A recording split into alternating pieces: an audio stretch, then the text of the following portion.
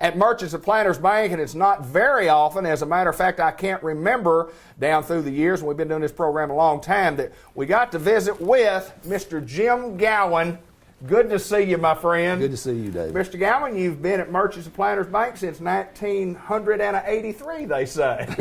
That's correct. That's a lifetime. That is a lifetime, isn't it? First of all, we're here to let everybody know that if you're watching prior to December the 10th, there's going to be, right here in the lobby at Merchants and Planters Bank, a little kind of a get-together to honor Mr. Gowan for his award that he has just been bestowed upon him, and it's a big award.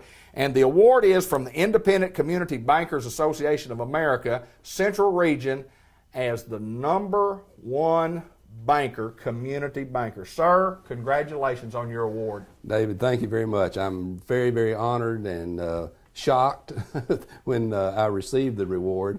I was just so happened to be over at the house, and my son, Jim Jr., Sure. called me and said, "Dad, I need you to come over and talk to you about something." So I came over, and there in the lobby stood all of my employees that were here. Wow. with postcards that said, "Congratulations on being named Community Banker of the Central Region." And I was just totally shocked. Yes. I mean, usually, especially around my employees, David, I'm not bashful. I mean, I can talk, but I could not say a word. Is that right? I was shocked because here's the reason. I was not even aware that I'd been nominated. Right. My employees, and I think it started with Terry Dillon. Terry Dillon came over and talked to Tara Salinas, our marketing director, and Tara took it from there, and they, unbeknownst to me, submitted all this information to the Independent Community Bankers of America, and I was selected. So Absolutely. I mean, it is quite an honor when your employees do it for you. Well, congratulations. I know it is a big honor, and those folks that I've talked to, prior to us doing this interview, say it is a huge honor, and it's not only a reflection on Merchants Planters Bank, but it's you from a personal standpoint, our community also. Absolutely. Let's talk a little bit about Community Bank, Jim. We in Newport, Arkansas are so fortunate that we have what we call a community bank. Kind of explain what community bank is and how that works in relation to the others. The others. And that's a good question. And the question, I would answer the question by saying that if you look all over the nation, a community bank truly is the lifeblood of that community, especially in rural areas. And that's not only in rural areas, because we have community banks that are in large cities and so forth, but they have such a desire and caring for their community. That's what makes a community bank. And we've been so fortunate to remain a community bank. And I'm going to tell you right now, our plans right now, and I'll say it to the world, is to remain a independent community bank. We plan to stay independent. Well, independent, locally owned, locally operated, local decisions right here. When you walk in the door, you see people that you've seen for years here, and of course, we'll hire people as people retire. We hire new people, but the most amazing thing to me is that when you walk in the bank, I know everybody. My bank, I know everybody here. Absolutely. I know when I ask to borrow a few $100s, I know that somebody at this bank's going to tell me whether or not I'm credit worthy enough to get that, or I know this a long time ago. Joe Miles, when Joe Miles was working here, took a chance on me, and I blame Joe all the time for the financial situation that I'm in today for lending me my first money. But I want to ask you this. In the article, there's a great article on independentbankers.org. Talks about this award, and it talks about Mr. Jim Gowan. One of the terms that some of the people have described you as is humanly simple. What do you think that means? And I think that's a perfect description of myself.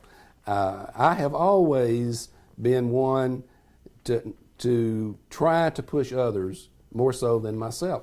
I do. And I'm very involved, David, as you know. I'm very involved in the community, have been since day one. But I think that it is important to get more and more people involved in the community to do things, to learn about our community. The more people you get involved, the more things that are going to get done. Sure. And so that's been my philosophy down through the years, is to get more people involved. One of the things that I truly believe in is this New Vision class that the chamber has. Sure. And they've graduated a lot of people, and we've got a lot of those people that have been through that class that are now doing things in our community. Absolutely. And we're I think we're the talk of the state about things that we do. We get calls all the time about, not necessarily to me, but to others about, well, how do y'all get things done? How do y'all get these things done? And it's tough to build an economic base. It's very tough to get new industry in and things. But we do have new industries. We've got new businesses that have come to town, and that's all didn't just happen. Right. That happened because people worked at it. And well, we visit with John Chadwell from NEDC on a monthly basis and talk about what's going on in the community. And one of the things that we always talk about, Jim, is that people are just really not informed, because if they say that there's not much going on here, they're really not looking, because there's lots of things. Talk about the revitalization, the downtown revitalization project. Well, that's a wonderful thing. There's a group called DRIVE, which is Downtown Revitalization Improvement Effort. And that group originally was appointed by the mayor to try to see what can we do about downtown. And eventually we saw that for us to be able to get any grants or anything like that, we were going to have to become a 501c3 organization. So we did.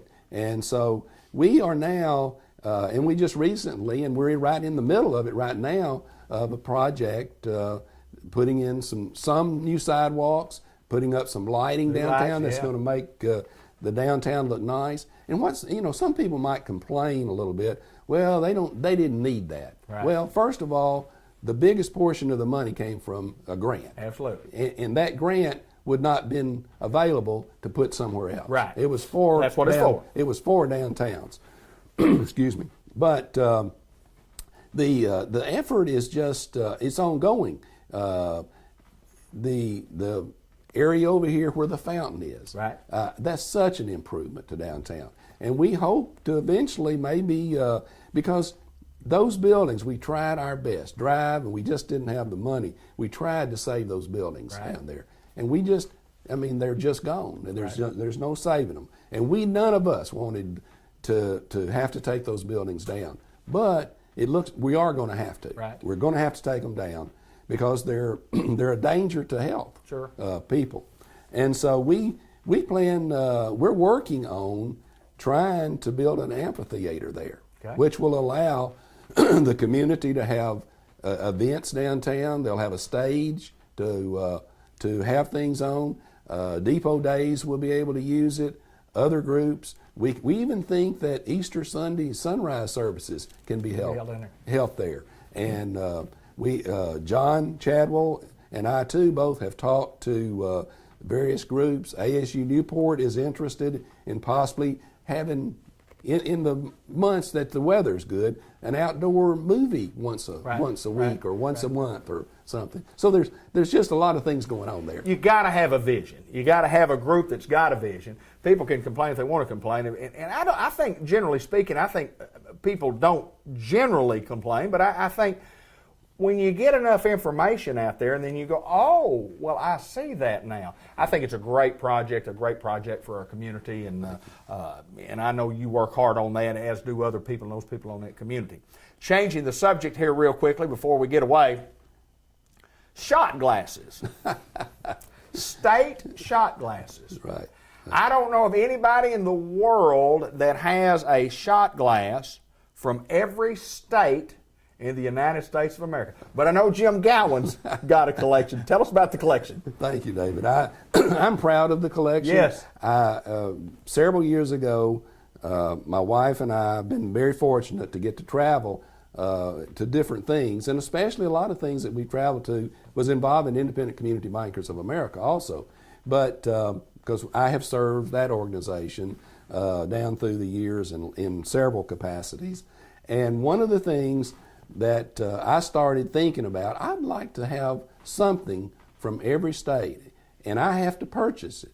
I had to myself physically go purchase that. I had to go to that state. Friends didn't send me any of these. Right. A lot of them offered to. Right. I've got friends in lots of states. Sure.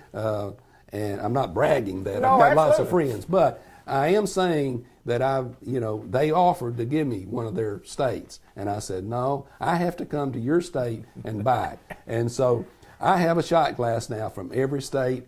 Plus, I have some extra ones that are not just state, but from some foreign countries. I have some, and I include in this one, there's actually 51 in there, which is Washington, D.C. D.C., Now, yes, sir. I'm particularly not fond of the thought of Washington, D.C. becoming a state now. But I think... We don't want to give him a little credit here, don't we? Yeah, that's That'll be a part of the collection. Yeah, Yes, sir. but anyway, I do have, and they're not from a city within the state. Right. They're actually from the state itself, like state of Arkansas. Right. It's a state of Arkansas.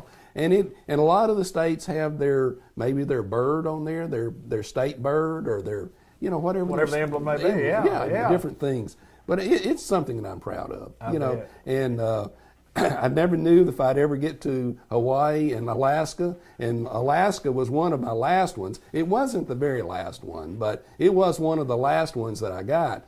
But the last 4 states that I got them this year in 2014. Excuse me, I was on my way to Alaska, and so I told Nita, my wife, I said, let's fly in a few days early into South Dakota, and let's visit around, go to Mount Rushmore, and go around to some of the places there. So we went to South Dakota, North Dakota, Montana, and Wyoming. Yes, we sir. covered 4 states, and that was my last 4. Well, they're all right there together. You didn't have to go very far, did you? No, sir. I just made a circle around them, but we saw a lot of things we'd never seen. We went to Yellowstone, saw Old Faithful, and You bet. Mount Rushmore, and saw a lot of activity going on up there in oil wells and natural gas wells that Right, are going up absolutely. in that part of the world too. But it's interesting to learn about the states. Of course, Ben has shown you some of that collection right there. And I just want to end this thing, Mr. Gowan, by saying congratulations on your award. You are very deserving. I think sometimes, and you even mentioned earlier in the interview that you don't look to be, you don't need a pat on the back. No. You look to give that to those other people. But let me say this. I think you are instrumental in where we are today in Newport, Arkansas.